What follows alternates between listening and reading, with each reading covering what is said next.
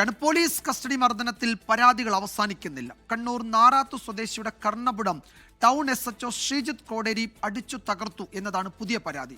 അഷ്റഫിനാണ് 2017 ക്രൂരമർദ്ദനമേറ്റത്. ക്രൂരമായ മർദ്ദനത്തിൽ 35% കേൾവി നഷ്ടപ്പെട്ടു എന്ന് അഷ്റഫ് 24-നോട് പറഞ്ഞു. കാട്ടാമ്പള്ളി കോട്ടക്കുന്നിൽ വാടകയ്ക്ക് വർക്ക്ഷോപ്പ് നടത്തുകയായിരുന്നു അഷ്റഫ്. വാടകയെ ചൊല്ലി ഉടമയുമായി തർക്കമുണ്ടായിരുന്നു. ഉടമ അന്ന് വളപട്ടണം പോലീസിൽ നൽകിയ പരാതിയുടെ അടിസ്ഥാനത്തിലായിരുന്നു അഷ്റഫിന്റെ വർക്ക്ഷോപ്പിലെത്തി കസ്റ്റഡിയിലെടുത്ത് സ്റ്റേഷനിലെത്തിച്ചത്.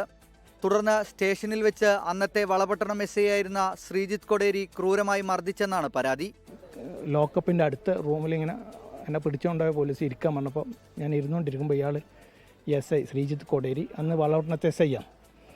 അയാൾ കയറി വന്ന് എൻ്റെ 2 കൈ കൊണ്ട് എൻ്റെ ചെവി 2 അടക്ക അടിച്ചു.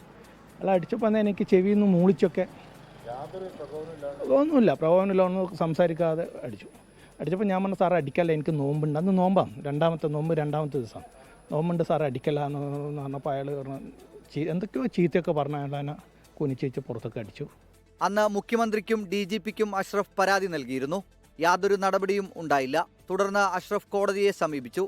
2019 ശ്രീജിത്തിനെതിരെ കോടതി നേരിട്ട് കേസെടുത്തത്. Kannur judicial first class magistrate കോടതിയിൽ കേസിന്റെ വിചാരണ നടപടികൾ നിലവിൽ തുടരുകയാണ്. 24 കണ്ണൂർ. ലോകത്തെവിടെയായാലും ഏത് സമയത്തും 24 വാർത്തകളും ഓഗ്മെന്റഡ് റിയാലിറ്റി പാക്കേജുകളും എക്സ്പ്ലെയിനറുകളും വിശദമായി കാണാൻ ഞങ്ങളുടെ YouTube ചാനൽ നിങ്ങൾക്ക് സബ്സ്ക്രൈബ് ചെയ്യാം.